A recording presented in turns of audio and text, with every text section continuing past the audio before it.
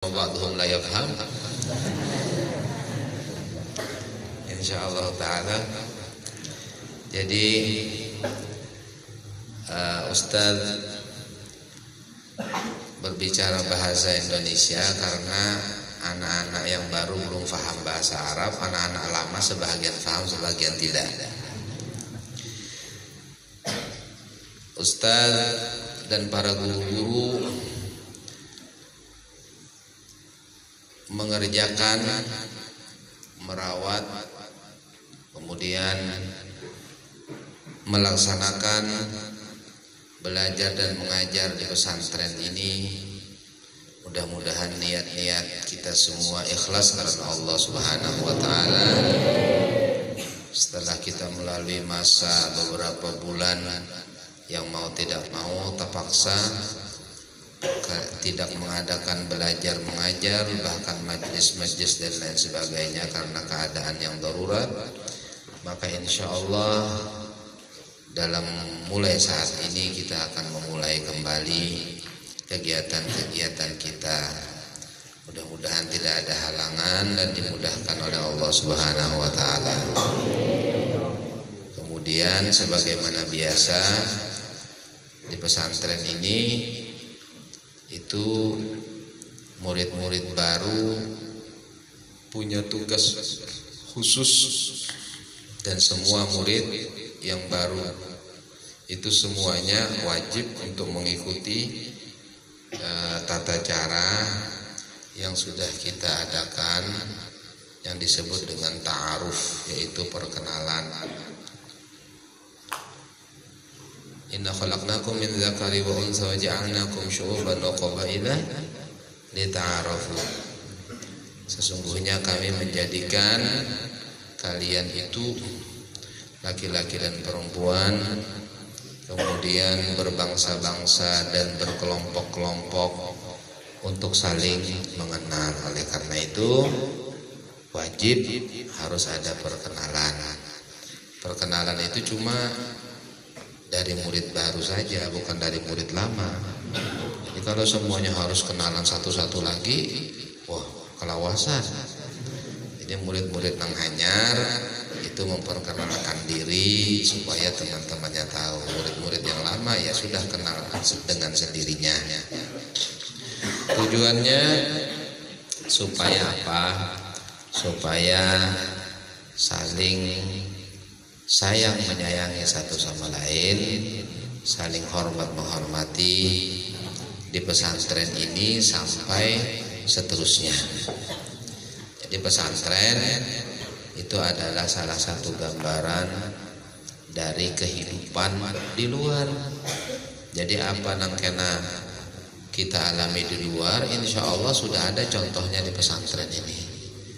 Jadi kalau seseorang atau santri atau murid dia betul-betul mempelajari tentang pesantren, maka insya Allah setelah dia selesai di pesantren itu, lalu dia di masyarakat, dia akan mengetahui, oh ada orang yang kayak ini sifatnya, oh ada orang yang kayak, karena bahari di pesantren ada juga yang kayak itu. Terdapat orang yang modelnya kayak ini, oh bahari kawanku yang kayak ini ada juga di pesantren. Karena pesantren ini gabungan semua jenis yang bermacam-macam.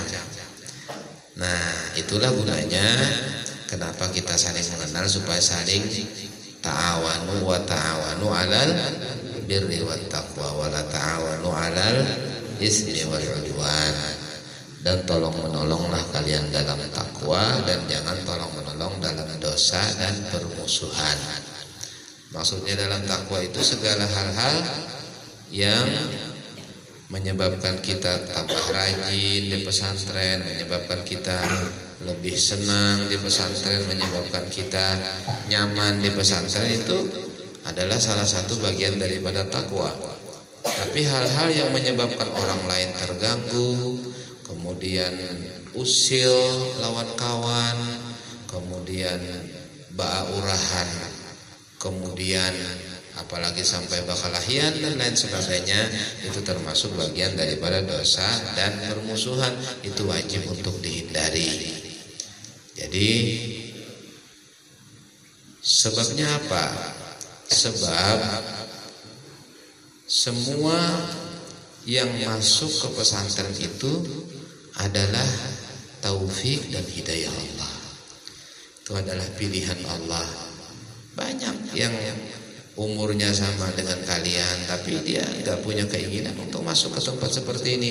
Mungkin dia ke tempat yang lain atau dan lain sebagainya. Ya, jadi yang di sini ini adalah pilihan dari Allah. Allah yang menggerakkan hati mereka, kemudian menggerakkan hati para wali santri orang tua mereka untuk ikut ambil bagian dalam melaksanakan thalabul ilm, kemudian al-amal bil ilm, kemudian menyampaikan ilm. Jadi 3 hal. Yang pertama menuntut ilmu, kedua mengamalkan ilmu, yang ketiga menyampaikan ilmu. Jadi 3 hal ini adalah 3 pokok tugas dalam hidup kita. Pertama, kalau kita belum punya ilmu, ya menuntut ilmu dulu. Setelah menuntut ilmu, mengamalkan ilmu. Kemudian setelah itu apa tugas kita? Menyampaikan ilmu. Jadi kalau ilmunya sudah banyak, dia ngajar. Kalau ilmunya belum cukup, dia belajar. Kemudian antara belajar dan mengajar, dia mengamalkan. Selesai. Habis sudah umur kita di situ aja. Adapun urusan-urusan yang lain itu adalah urusan-urusan bukan penting, bukan pokok. Itu hanya aja kekambangannya aja. Artinya variasi hidup. Seumpama harus bekerja, ya bekerja. Harus berbisnis, ya berbisnis. Harus cari duit, ya cari aja. Harus tak apa-apa, tapi jangan sampai meninggalkan hal-hal yang pokok yang memang kita tujuannya adalah untuk mengabdikan diri kepada Allah. Pengabdian diri kepada Allah itu banyak, diantaranya adalah al-ilm wal amal wat tadris. Di antara pengabdian kepada Allah ibadah, di antara pengabdian kepada Allah membersihkan hati, tazkiyatun nafas, di antara pengabdian kepada Allah ad-da'wah ilallah, di antara pengabdian kepada Allah memberi infak kepada al-fuqara wal masakin. Banyak. Wa ma khalaqtul jinna wal insa illa liya'budun. Untuk apa? Untuk beribadah.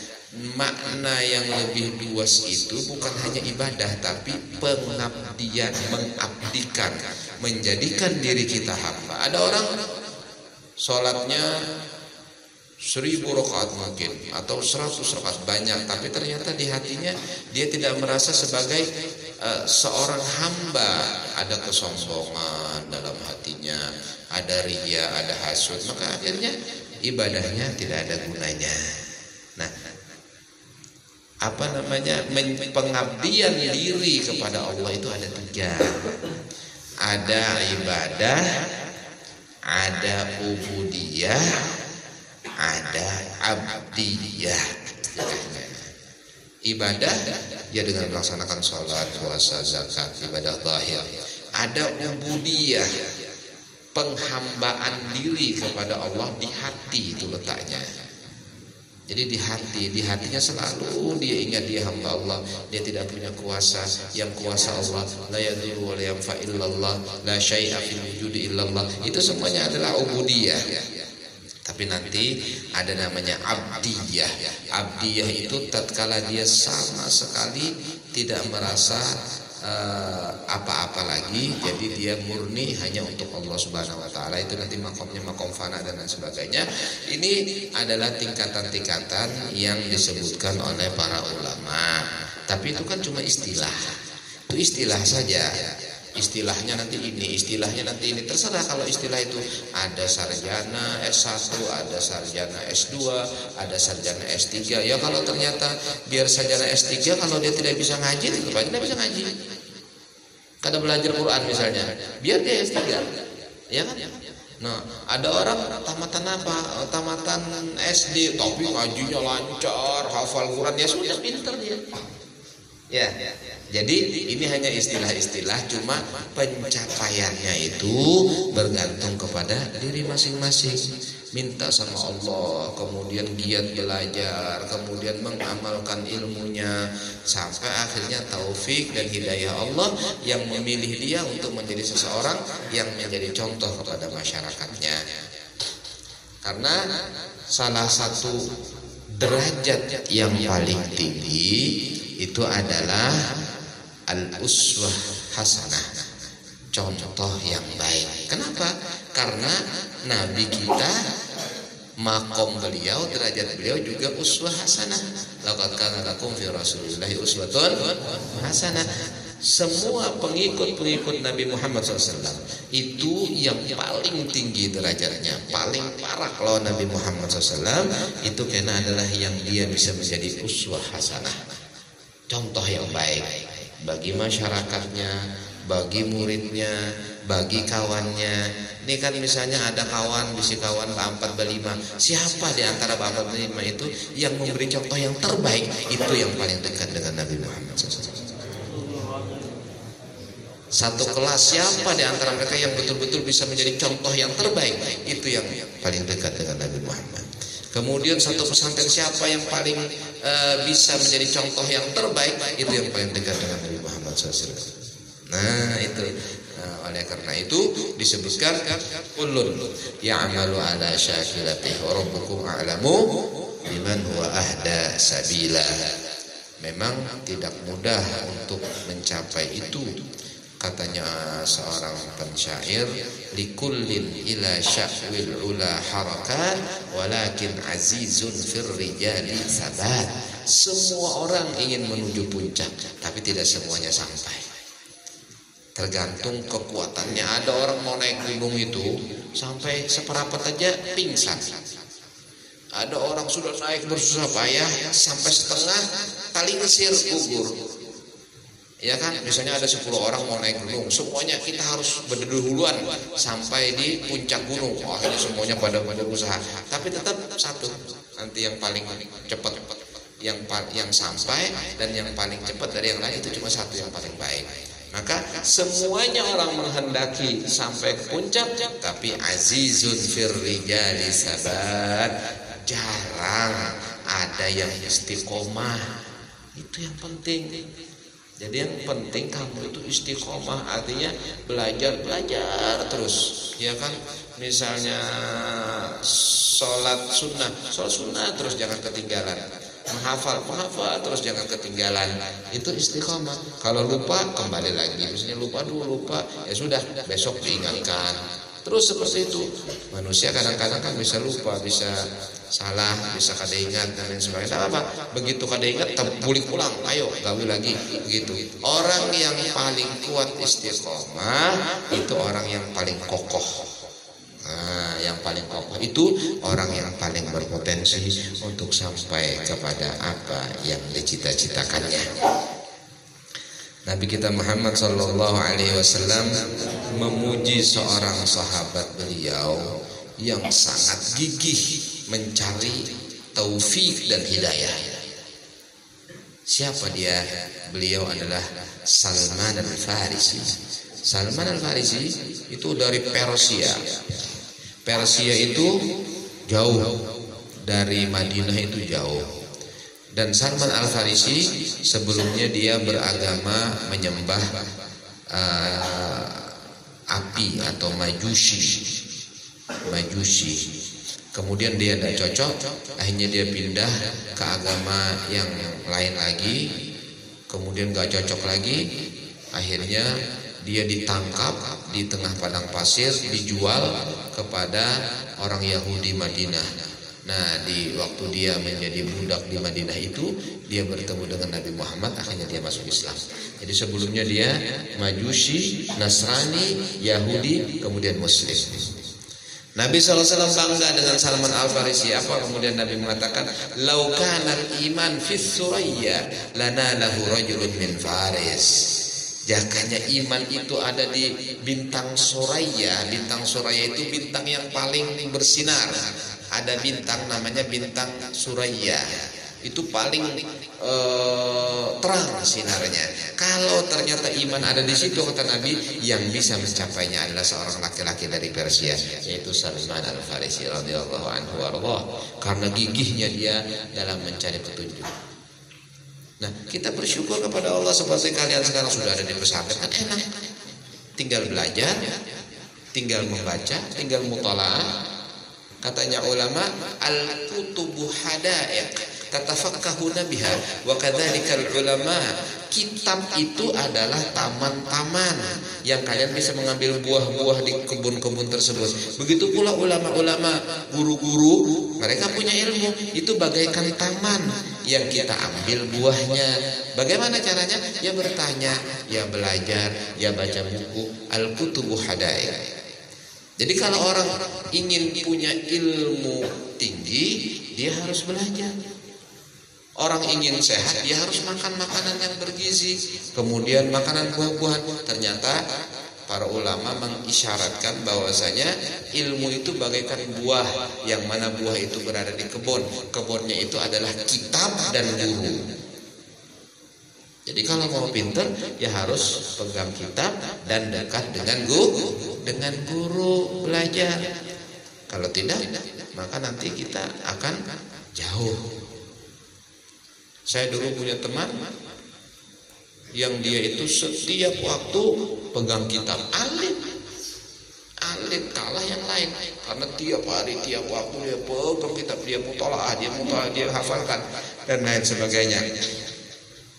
Kemudian jangan lupa untuk membawa buku catatan, karena katanya ulama, ma kutib qor wa ma hufiz far. Sesuatu yang ditulis itu akan ada tulisannya, yang dihafalkan saja bisa lupa. Jadi di samping hafal juga ditulis. Al ilmu saydun wal kitabatu qayyidhu qayyid suyudaka bil hibalil wasiqah faminal hamaqati an tasida wazalatan wa tutriqaha bainal khalaiqi taliqah. Di mahfuzat. Sudah belajar mahfuzat enggak? Mahfuzat kelas berapa belajar mahfuzat? Kelas 1, kelas 2? Nah, itu harus dihafalkan. Kalau kamu menghafal, nanti kamu lupa, tidak apa-apa. Tapi nanti kalau kamu sudah berumur, kamu ingat. Apalagi kamu baca Fatihah yang bagus, berikan hadiah Fatihahmu kepada guru-guru yang sudah wafat, orang-orang yang menyebabkan kamu menuntut ilmu, maka nanti akan ada rahasia, ada keajaiban yang menyebabkan kamu ingat. Dengan yang kamu hafal lama-lama, yang dulu-dulu itu ingat. Jadi walaupun sudah 35 tahun, ingat, oh dulu saya pernah menghafal. Hanya diingat-ingat, ingat. Dikembalikan sama Allah Subhanahu wa taala ingatan-ingatan itu, hafalan-hafalan itu. Tapi tentunya dengan berkat guru-guru kita ya, dengan berkat masyayikhuna al-ajilla wa hakadha.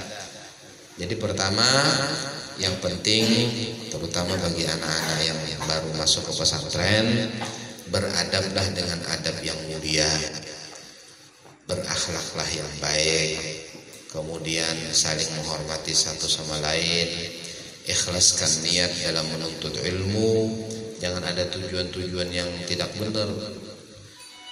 Kerahkan semua yang kamu punya untuk ilmu, nanti ilmu akan memberikan sebahagian daripadanya untuk kamu. Kata ilmu, qala al-ilmu a'tini kullam u'tika ba'di. Ilmu mengatakan, berikan kepadaku semua yang kamu punya, nanti aku kasih kamu sedikit.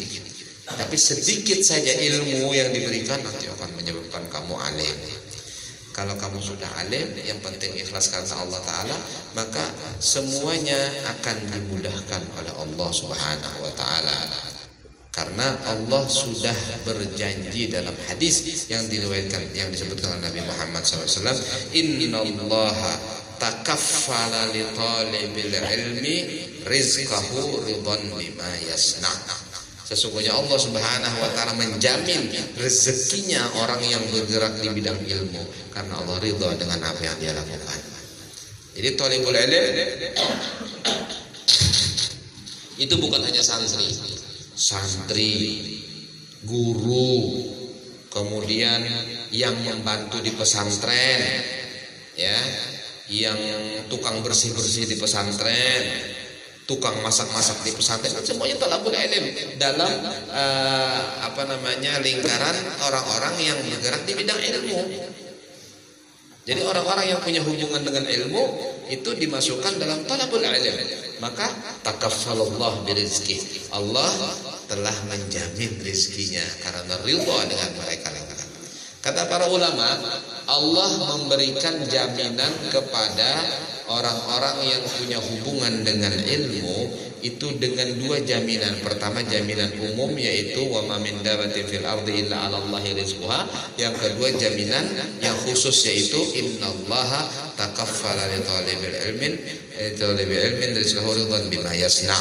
Jadi ada dua jaminan yang diberi sama Allah. Kalau Allah sudah yang menjamin, siapa yang bisa membatalkan jaminan Allah? Allah yang menanggung. Oh, aku yang tanggung. Berapa biayanya? Oh, saya yang bayar. Wah, enak kan? Paling enak gitu ya. Hah? Kalau misalnya kamu lagi gak ada duit, tiba-tiba ada temanmu, oh gak apa-apa, kok koperasi, saya yang bayar. Oh, enak itu. Paling senang ya. Nah itu. Yang paling senang lagi sudah ngambil-ngambil, ya kalau datanya mau bayar, jangan, saya aja yang bayar. Oh, paling enak lagi tuh ya. Nah itu. Nah ini Allah yang berjanji untuk menanggungnya, Allah yang berjanji untuk menyelesaikan rekeningnya, Allah yang berjanji untuk membayar tagihannya. Gimana ya, sudah. Allah Rabbus samawati wal ardh. Nah, tidak perlu la khaufun alaihim wa lahum yahzanun, ya. Jadi para santri dulu zaman Nabi kita Muhammad SAW, jadi yang alim-alim itu memang belajarnya mulai lagi halus. Siapa ulama-ulama sahabat? Abdullah bin Umar mulai umur 7 tahun belajar sama Nabi Muhammad. Siapa ulama sahabat? Anas bin Malik mulai umur 8 tahun, 7 tahun sudah bakhaddam kepada Nabi Muhammad SAW. Abdullah bin Abbas juga demikian. Abdullah bin Mas'ud juga demikian, disebut dengan al-abadilah sab'ah. 7 Abdullah semuanya itu bakhaddam dengan Nabi Muhammad SAW.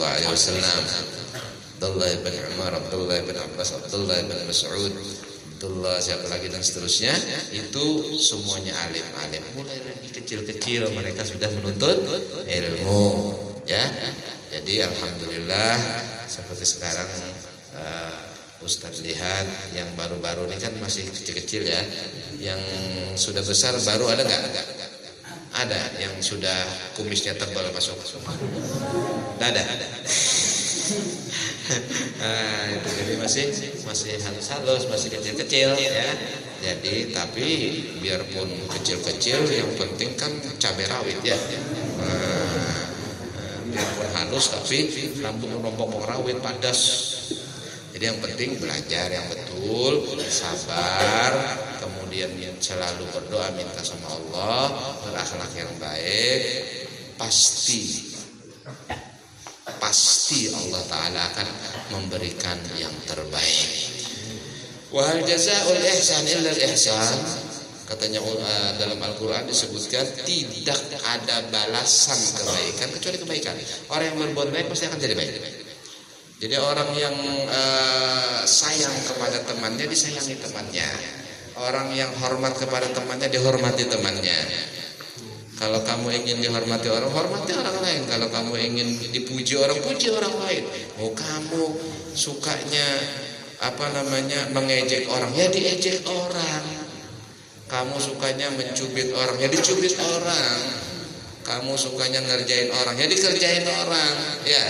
Kama tadinu dan itu. Jadi penting untuk selalu diperhatikan.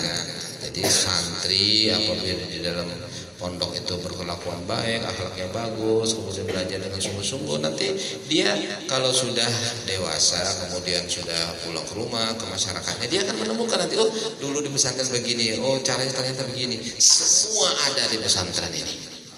Semua yang kamu perlukan untuk masa depan kamu mau apa nanti, mau bekerja, pelajari di pesantren. Kamu ingin berbisnis, pelajari dunia pesantren. Ada di dalamnya semuanya. Pesantren ini dunia kecil. Dunia seluruhnya itu ada di sini. ya, asal kamu pintar, asal kamu bisa.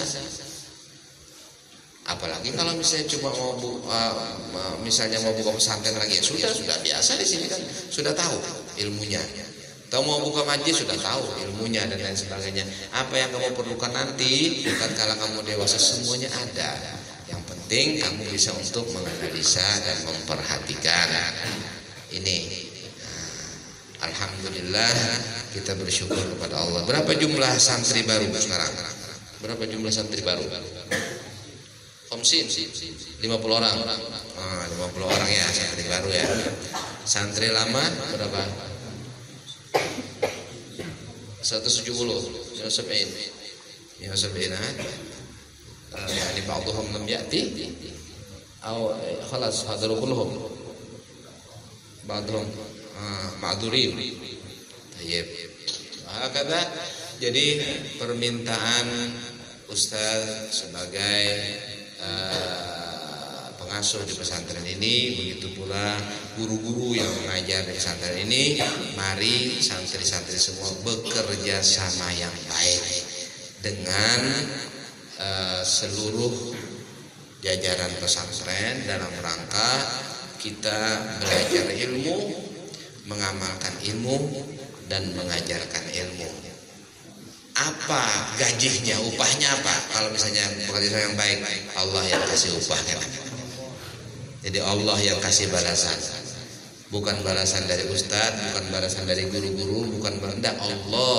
Kalau Allah yang memberikan, kamu minta apa aja kasih sama Allah Ta'ala, karena Allah yang maha kuasa.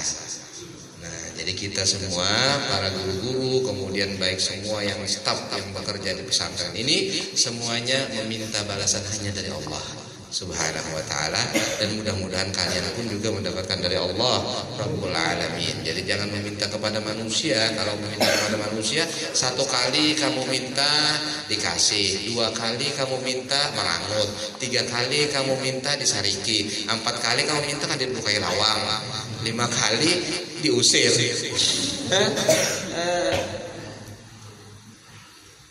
Apa katanya ada syairnya itu, Ibnu apa namanya, la tas'al ibna adam hajatan fas'alillah alladhi babuhu lam yuhjabi.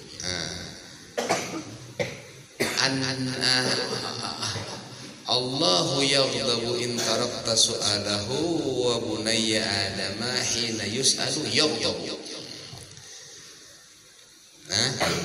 La tasal ibna adama hajatan is'alillaha alladhi babuhu la yuhjab. Allahu yaghdabu in tarakta su'alahu wa bunayya adama hina yus'alu yaghdabu. Ya. Jangan kamu minta anak Adam suatu hajat, minta Allah yang pintunya tidak pernah tertutup. Allah murka kalau kamu tidak minta kepadanya, sedangkan anak Adam kalau dipintai dia marah. Nah, itu bedanya. Jadi kita minta hanya kepada Allah Subhanahu wa ta'ala Rabbul Alamin. Jadi semuanya saling bekerja sama untuk melancarkan belajar ilmu, mengamalkan ilmu, dan mengajarkan ilmu. Nah, nanti insya Allah orang-orang yang punya ilmu itu berarti dia mempunyai tanda-tanda keagungan Allah dalam dirinya. Allah berfirman dalam Al-Quran, bal hiya ayatun bayyinatun fi suduril ladzina utul ilm. Tanda-tanda kebesaran Allah Ta'ala itu ada di dada orang yang punya ilmu. Apakah ditampakkan? Sebahagian ditampakkan, sebahagian tidak. Kadang-kadang ditunjukkan, kadang-kadang tidak. Ada di hatinya, ada di dadanya. Tanda-tanda Allah, itu yang dimaksud dengan kasyaf. Jadi kamu jangan menyangka kasyaf itu dia tahu orang ini baru begini. Nah, itu malah bahaya. Itu mereka minta sama Allah jangan diberikan kasyaf yang seperti itu, tapi minta kepada Allah kasyaf yang berupa dibukakan tanda-tanda kebesaran Allah, keagungan Allah diletakkan dalam hati. Bal hiya ayatun bayyinatun fi suduril ladzina utul ilm. Katanya Sayyid Muhammad Amin Qutbi dalam sebuah qasidahnya, fa'inni 'ala dunuwi minka bikashfil hujbi hatta ara badi'al muhayya. Ya habibal ilah, ji'tuka hafidan masyian 'ala aynaya bifuadin mamlu'atin bifuadin mutayyamin wa ruhin mamlu'atin bikariyah. Qasidahnya panjang yang dibaca oleh Abbas Gurus Kumpul dulu dalam maulidnya, malah syauqu muhjati wa yadayya. Di situ disebutkan di antara beliau mengatakan fa'inni, tolong ya Allah saya, ala dunuwi minka, agar aku bisa dekat dengan engkau. Bagaimana caranya? Bikashfil hujbi, dengan dibukanya hijab, hatta arabadi al muhayya, sehingga aku bisa memandang wajah yang sangat indah, yaitu Nabi Muhammad SAW. Ya habibal ilah, wahai kekasih Tuhan, ji'tuka hafidan, aku datang jalan kaki, masyian ala ainayya, aku datang berjalan di atas kedua mataku, bukan lagi dengan batisku. Kalau berjalan di atas batis biasa indah, mataku kujadikan kaki untuk menuju kepada engkau. Kenapa? Bifuadin mutayyamin, karena hati yang sangat cinta, wa ruhin mamlu'atin bikarayya, dan ruh yang penuh dengan kerinduan kepada engkau sallallahu alaihi wasallam. Itu qasidah namanya saya lupa nama qasidahnya, fi madhil habib sallallahu alaihi wasallam. Wah, hakata, dan itulah. Jadi semuanya ini menuju kepada satu titik. Kalau di dunia menuju kepada Mekah, Madinah, kalau secara alam seluruhnya menuju kepada Allah Rabbul Alamin. Semua pergerakan menuju kepada Allah. Orang mati menuju kepada Allah, hancurnya batang tubuh menuju kepada Allah, semuanya menuju kepada Allah Subhanahu wa ta'ala. Nah ini, jadi kita semua menyadari bahwasanya kita sekarang berada di salah satu alam daripada 5 alam yang diciptakan oleh Allah.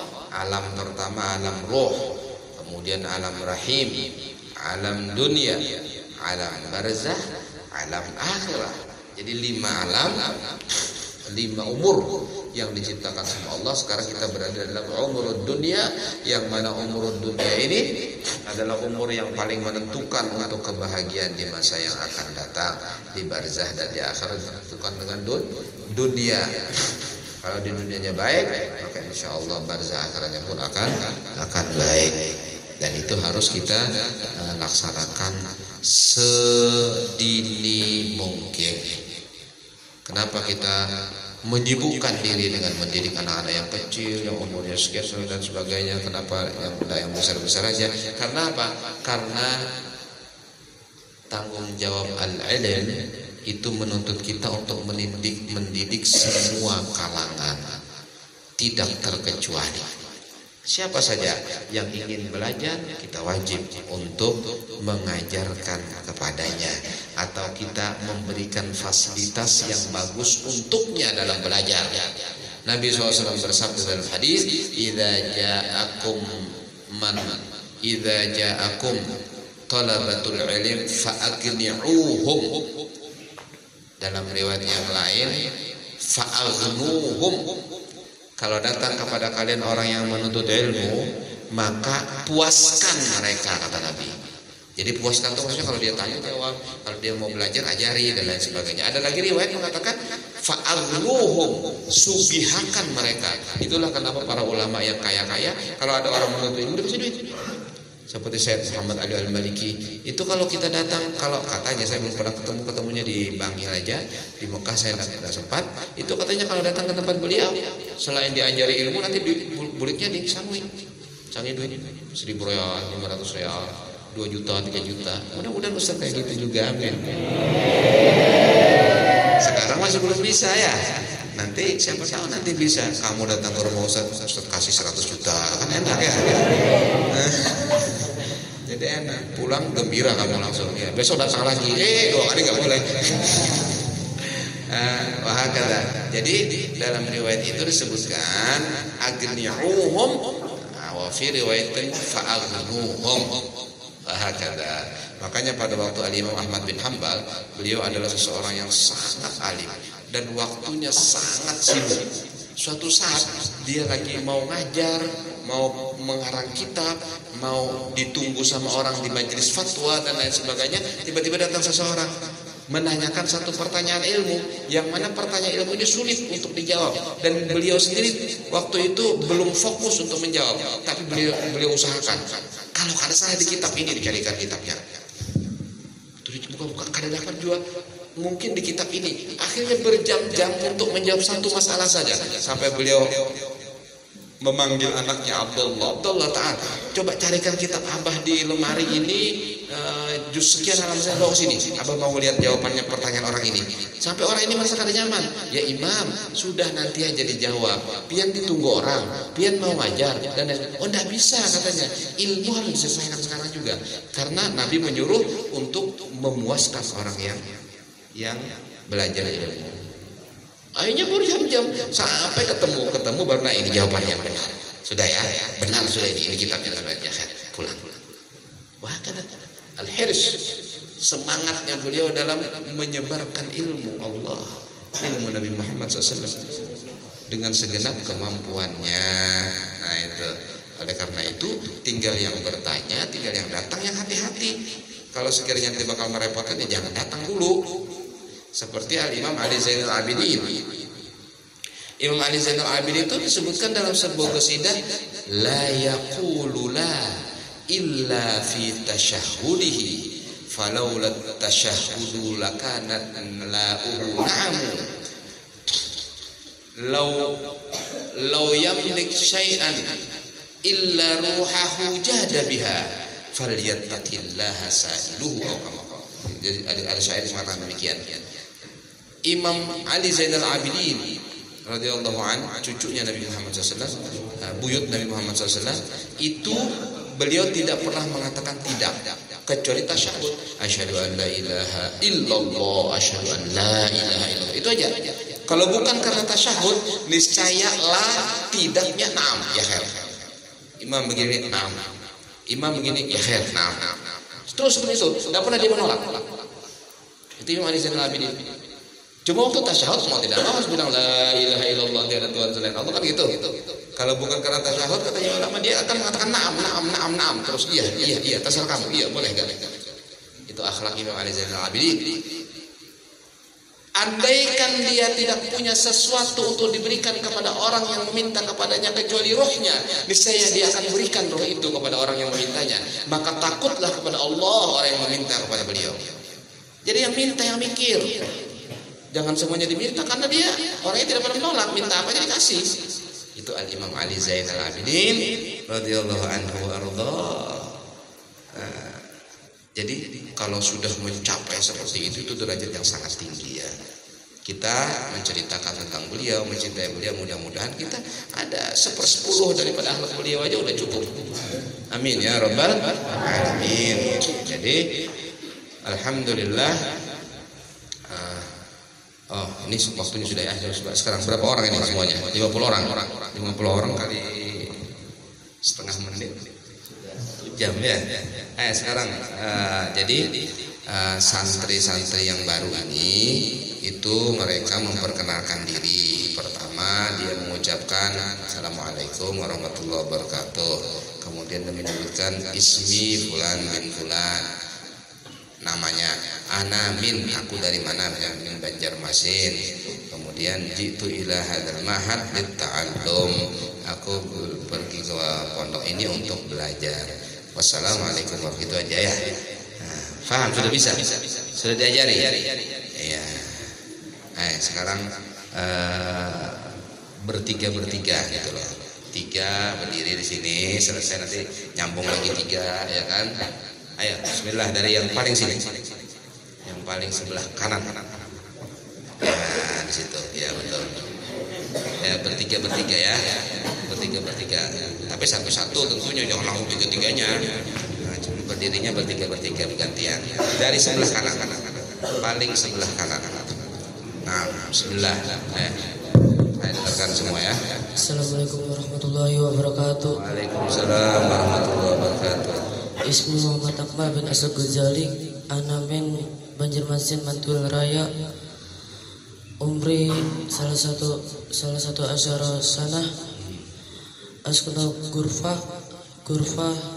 Sayyidina Talha bin Ubaidillah. Jalastu fil fasli sani al-ibtidai jitu ila ajal ma'had ta'allum. Assalamualaikum warahmatullahi wabarakatuh. Assalamualaikum warahmatullahi wabarakatuh. Kemana duduknya? Ke sana. Biar kada tercampur. Kalau enggak 2 kali nanti. Assalamualaikum warahmatullahi wabarakatuh. Waalaikumsalam. Ulun Ahmad Raihan bin Athaillah. Ulun dari Kandangan,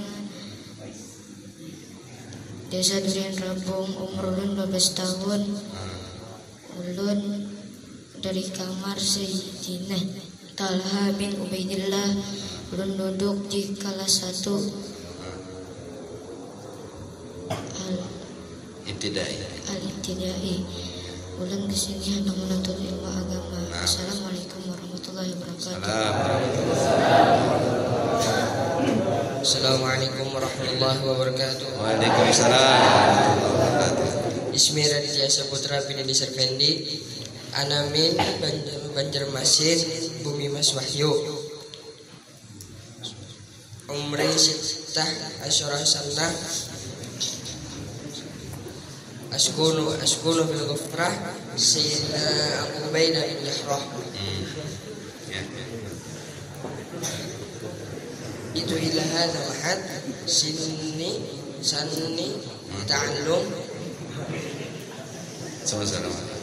Waalaikumsalam warahmatullahi wabarakatuh.